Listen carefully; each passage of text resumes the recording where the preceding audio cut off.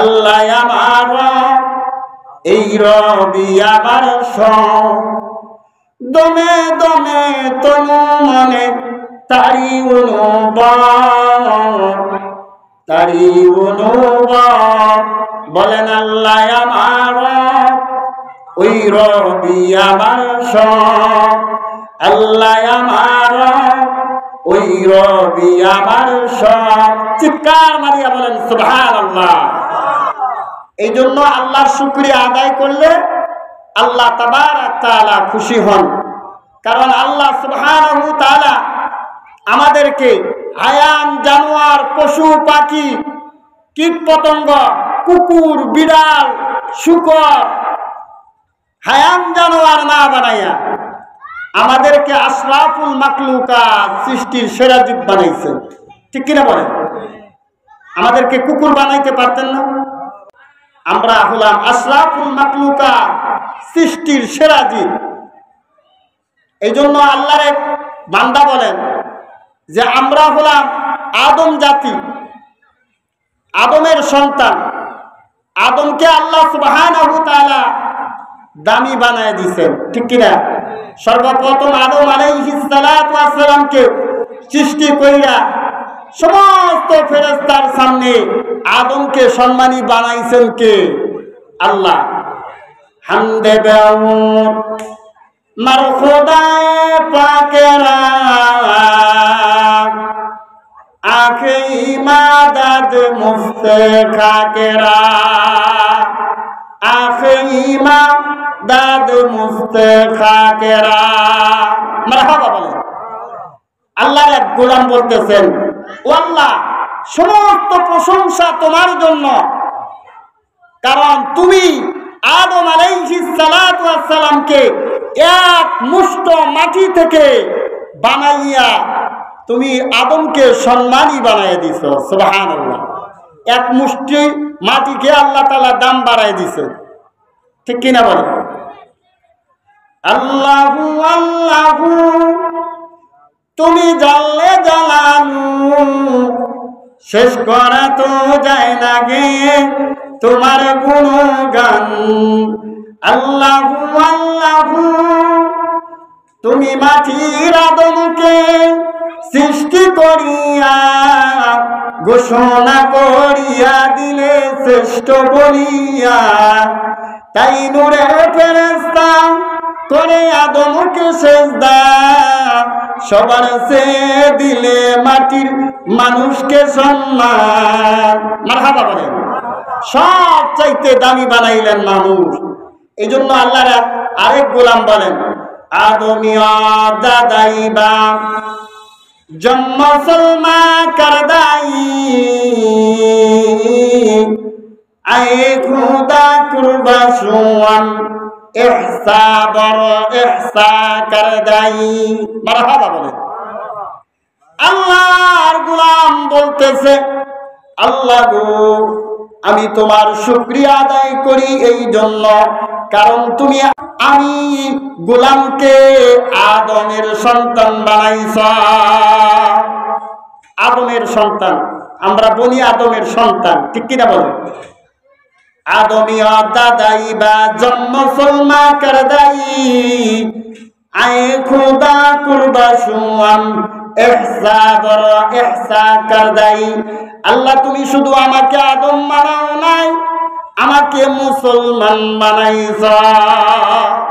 এই দুনিয়ার জগতে হিন্দু, বৌদ্ধ, খ্রিস্টান যত জাতি আছে, সমস্ত জাতি আদমের সন্তান না? কিন্তু তারা ধর্মের কারণে ভিন্নতা প্রকাশ করেছে, তারা অন্য ধর্ম অবলম্বনকারী হয়ে গেছে। আল্লাহ সুবহানাহু তাআলা আমাকে ইহুদির ঘরে পাঠাইতে পারতেন, পারতেন কিনা? আমাকে খ্রিস্টানের ঘরে পাঠাইতে পারতেন, আমাকে হিন্দুর ঘরে পাঠাইতে পারতেন। আল্লাহ সুবহানাহু তাআলা আমাকে বড় দয়া কইরা মায়া কইরা মুসলমান বানাইছেন। हम मुसलमान है मगर हमने मुसलमानी नहीं है, हमने ईमान है मगर মুমিনে কামিলিহা।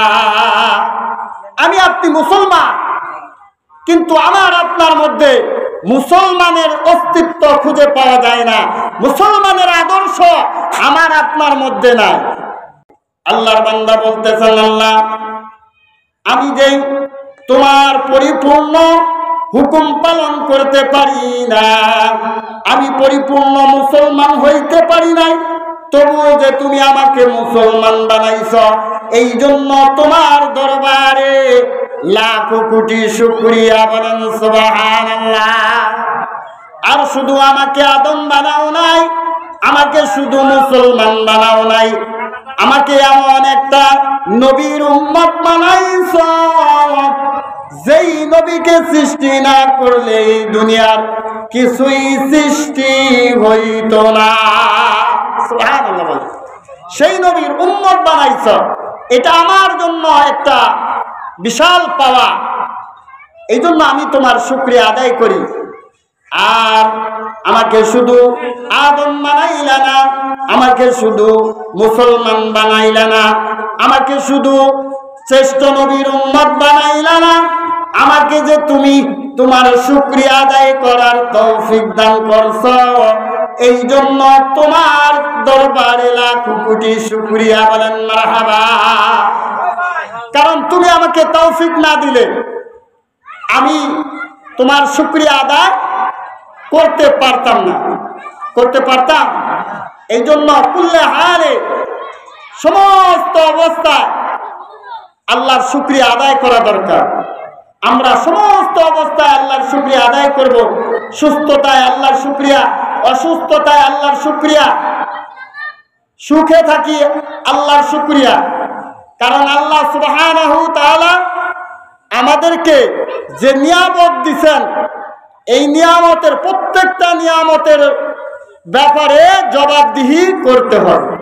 ঠিক কিনা বলেন? আমি একটা আয়াত তিলাওয়াত করছি। আল্লাহ তাবারক তাআলা সূরা বনী ইসরাঈলের ৩৬ নম্বর আয়াতের মধ্যে বলেন, ইন্নাস সামাআ ওয়াল বাসারা ওয়াল ফুআদা কুল্লু উলাইকা কানা আনহু মাসউলা। আল্লাহু আকবার বলেন। আল্লাহ তাবারক তাআলা বলতেছেন, ইন্নাস সামাআ, তোমাদের শ্রবণ শক্তি, তোমরা যে কান দিয়া শুনো, ওয়াল বাসারা, এবং চোখ দিয়া দেখো, ওয়াল ফুআরা, এবং ওয়াল ফুআদা, এবং তোমাদের অন্তর দ্বারা অনুভব করো, কুল্লু উলাইকা কানা আনহু মাসউলা। তোমাদের কানের, তোমাদের চোখের, তোমাদের অন্তরের জবাবদিহি করতে হবে। প্রত্যেকটা অঙ্গ প্রত্যঙ্গ জবাবদিহি করবে, এতে কোনো রকম সন্দেহের অবকাশ নাই। কারণ এক একটা অঙ্গ প্রত্যঙ্গ আল্লাহ তাবারক তাআলার পক্ষ থেকে আমাদের জন্য নিয়ামত। ঠিক কিনা বলেন? এই জন্য নিয়ামত পায়া নিয়ামতের শুকরিয়া আদায় করতে হবে, আল্লাহ তাবারক তাআলার প্রশংসা করতে হবে, কৃতজ্ঞতা আদায় করতে হবে, আল্লাহর কুদরতি পায়ে সিজদা করে আল্লাহকে রাজি খুশি করতে হবে। যত নিয়ামত দিছেন বাবা আদম আলাইহিস সালাতু ওয়াস সালাম থেকে শুরু করে আমার নবী সাইয়্যিদিনা মুহাম্মদুর রাসূলুল্লাহ সাল্লাল্লাহু আলাইহি ওয়াসাল্লাম পর্যন্ত যত নবী আলাইহিস সালাতু ওয়াস সালাম, যত নবী আসছেন, সমস্ত নবীদের উম্মতের যে নিয়ামত দিছেন তার চাইতে আমাদেরকে বেশি নিয়ামত দিছেন। ঠিক কিনা বলেন? এর মধ্যে ৪টা নিয়ামত আল্লাহ তাবারক তাআলা বিশেষভাবে আমাদেরকে দিছেন। এই শেষ নবীর উম্মতকে ৪টা বড় বড় নিয়ামত দান করছেন। তার মধ্যে ১ নাম্বার নিয়ামত হইল আমরা হইলাম শ্রেষ্ঠ উম্মত। সুবহানাল্লাহ বলেন। দ্বিতীয় নাম্বার নিয়ামত আমরা শ্রেষ্ঠ নবীর উম্মত, অর্থাৎ আমরা শ্রেষ্ঠ উম্মত এবং আমাদের নবীও শ্রেষ্ঠ নবী। সুবহানাল্লাহ। তৃতীয় নাম্বার, যত আসমানি কিতাব দুনিয়াতে আল্লাহ তাবারাক তাআলা পাঠাইছেন, সমস্ত কিতাবগুলোর মধ্যে 104 খানা কিতাবের মধ্যে 4 খানা বড় বড় কিতাব, তার মধ্যে সবচাইতে দামি বড় কিতাব হইল কুরআনুল কারীম। সুবহানাল্লাহ। এই কুরআনুল কারীম আমাদেরকে দান করছেন। আর চতুর্থ নাম্বার নিয়ামত, আমাদেরকে এমন একটা রজনী দান করেছেন, লাইলাতুল কদর। ইন্না আনজালনাহু ফি লাইলাতিল কদর লাইলাতুল কদরি খায়রুম মিন আলফি শাহরিন। সুবহানাল্লাহ বলেন। অবশ্যই অবশ্যই লাইলাতুল কদরের রজনীতে ওই কোরআন আমি নাজিল করছি। আর লাইলাতুল কদর হইল সহস্র মাস হইতে উত্তম। সুবহানাল্লাহ বলেন। সহস্র মাস হইতে উত্তম। সেই 1000 মাস ইবাদত করলে যে নেকি, যে বরকত, যে রহমত, সেইটা আল্লাহ তাবারাক তাআলা এক রজনী ইবাদতের মাধ্যমে আমাদেরকে দিয়ে দিবেন। সুবহানাল্লাহ। সেটা হলো লাইলাতুল কদর। এই 4টা নিয়ামত আমাদেরকে বেশি দান করছেন। এই 4টা নিয়ামত, বড় বড় নিয়ামত, এই নিয়ামতের কথা ভাইবা আমাদেরকে আল্লাহ তাবারাক তাআলার শুকরিয়া বেশি বেশি আদায় করা দরকার। ঠিক কিনা বলেন? 1 নাম্বার নিয়ামত, আমরা হইলাম শ্রেষ্ঠ উম্মত। আমাদের চাইতে দামি কোন উম্মত আল্লাহ তাবারাক তাআলা দুনিয়াতে পাঠায় নাই। ও আল্লাহর গোলাম, এটা আমার কথা না, কোন মৌলবী মাওলানার কথা না। ও আমার মা বোনেরা, দিলের কান লাগাইয়া শুনেন, যত নবী আলাইহিস সালাতু ওয়াস সালাম এই দুনিয়ার জগতে আসছেন, সমস্ত নবীরা আল্লাহর কাছে দরখাস্ত করেছে, আল্লাহ আমাদেরকে যদি নবী না বানাইয়া আখেরি জামানার নবীর উম্মত বানাইতা, তবে আমাদের জীবন ধন্য হইয়া যাইত। সুবহানাল্লাহ বলেন। নবীরা পর্যন্ত আল্লাহর কাছে দরখাস্ত করছেন, কান্নাকাটি করছেন যে আল্লাহ আমাদেরকে নবী না বানাইয়া আখিরি জামানার উম্মত যদি বানাইতা, আমাদের জীবন ধন্য হয়ে যাইত। আর আমরা আখিরি জামানার নবী হইছি বিনা দরখাস্তে। কোনদিন দরখাস্ত করছি আল্লাহর কাছে যে আল্লাহ তুমি আমাদেরকে আখিরি জামানার নবীর উম্মত বানাইও? করছিলেন কোনদিন? কথা বলেন না কেন? কথা বলতে কি কষ্ট হয়? দিনের ব্যাপারে কথা বললে আল্লাহ তাবারাক তাআলা গুনাহগুলো মাফ করে দিবেন। সুবহানাল্লাহ।